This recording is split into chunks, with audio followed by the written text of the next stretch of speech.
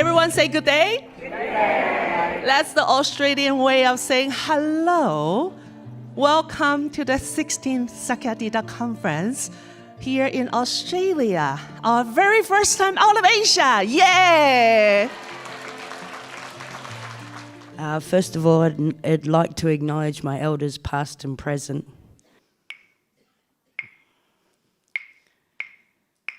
Wee boo boo, wee boo boo, yana nindi, yana Janui. Aboriginal women strong, Aboriginal women strong.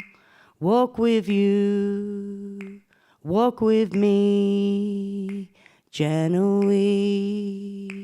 Sakyadhita means Daughters of the Buddha. It's an alliance of lay women and nuns from around the world who are dedicated to helping Buddhist women, but it's open to everyone, both men, women, lay women, ordained women, lay men, ordained men, and people of all different religions. So it's basically inclusive, but our focus has always been on benefiting Buddhist women around the world.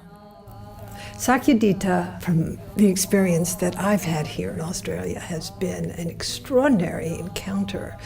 There are academic papers presented, there are contemplative practices that all of us have engaged in. Yesterday we made kimchi. I thought that was really fun. And this morning we ate the kimchi.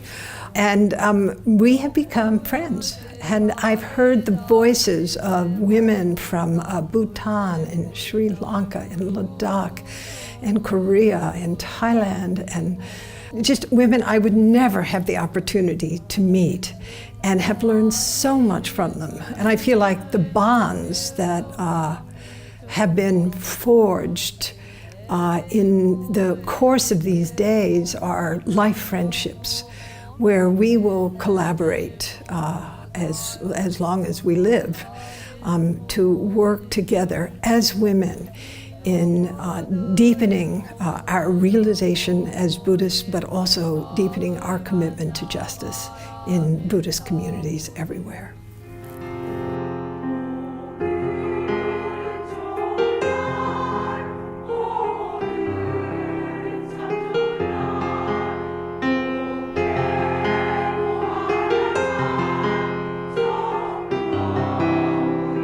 So Sakyadhita is actually very unique because not only is it intended for women, but it is also totally non-sectarian.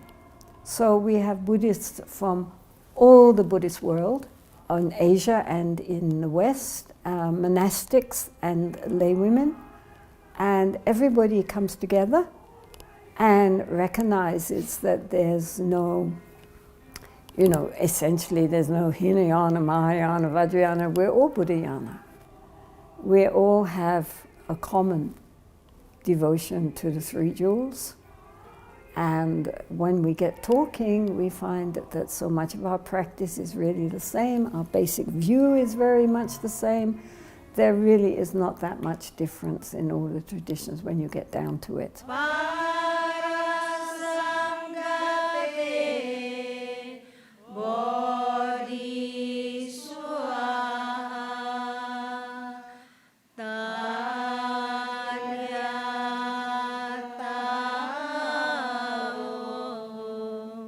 In the beginning, it was mostly about interpersonal discussions and talks.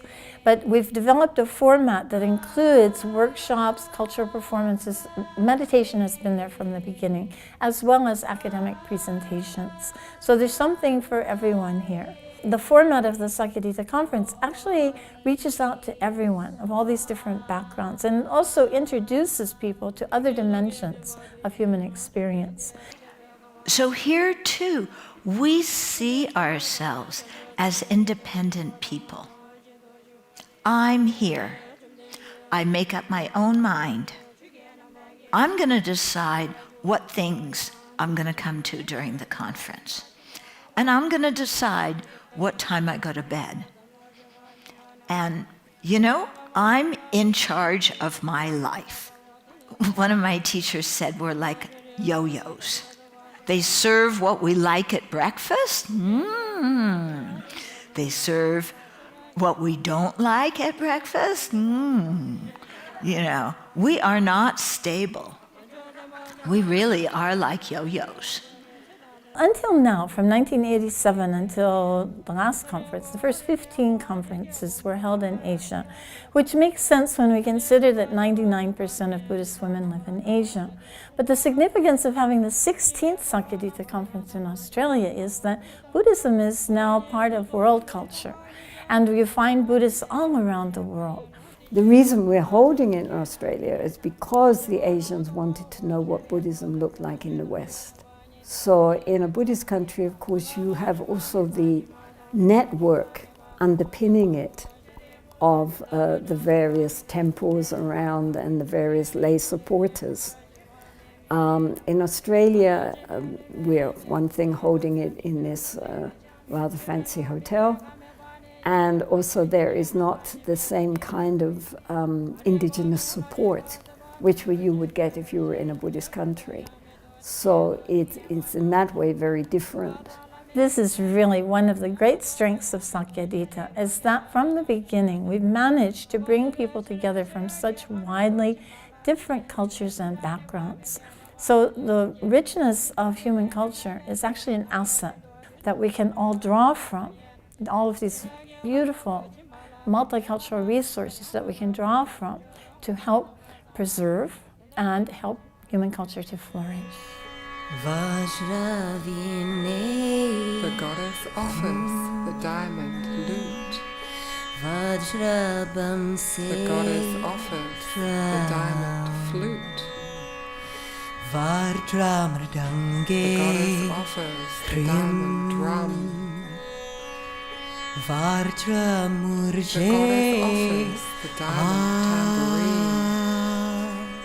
The goddess offers the diamond cymbals. The goddess offers the diamond garland.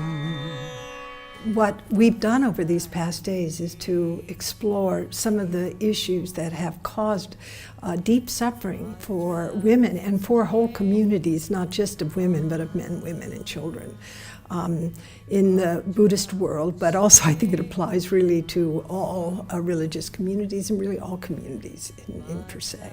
My paper is on a silent no more, critical review of sexual exploitations in Buddhist practice, a monastic perspective. But of course, one of the loaded questions which came up first was this whole question of inappropriate sexual activities going on in various Dharma centers, and the tremendous sense of disappointment that so many have had, not only because of the behavior of the teachers, but also the response from the organizations who are, under those teachers, the dismissal of these reports of sexual misconduct, the sweeping under the carpet, the absolute denial of wanting to be involved in that, and blaming the victim. I mean, the usual, blaming the victim and exonerating the perpetrators. And so this, of course, is a very hot topic at the moment. So that's one of the problems which has come up.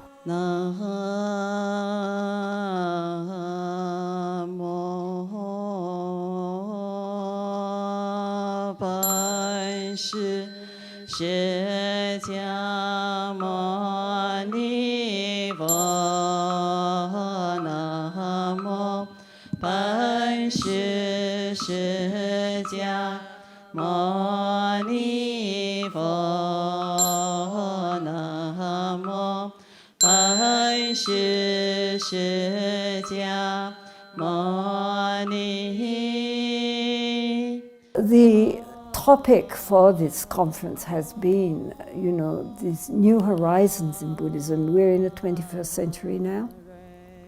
How to preserve the traditions, not throwing out the baby with the bathwater, but at the same time moving into this new era, which is so challenging, and making use of this new era, making use of new technology, understanding of psychology, more interest in social outreach, and of course much more influence of the feminine, which is of course what this conference is about, is hearing the muted voice of the feminine. So this is a very important function for Sakyadhita, that women have their voice. Whether or not we call ourselves a Buddhist is really, it's irrelevant to Buddhists. The main thing is, do we practice these virtues of loving kindness, compassion, and wisdom? So what the Buddhist teachings have to offer is open to everyone, free of charge. I'm very happy to be here at Sakyadhita. It's been inspiring, instructive, and I'm a convert.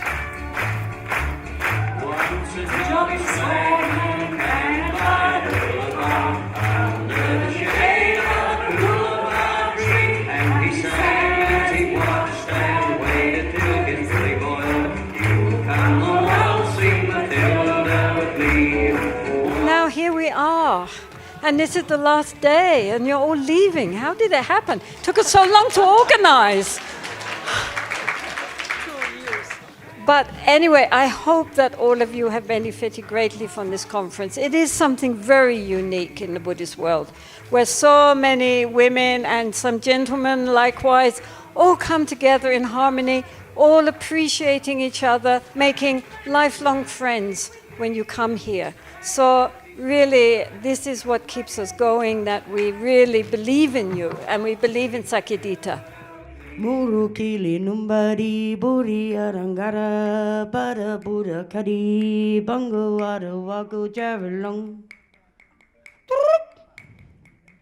gumada nalawan. Murukili numbari buri arangara para buddha kadi bango wada wago javelong gumada nalawan. Mukili numbari buri arangara pada buddha kadi bango wada wago charalong gumada nalawan. Now this is how I pictured you guys singing it.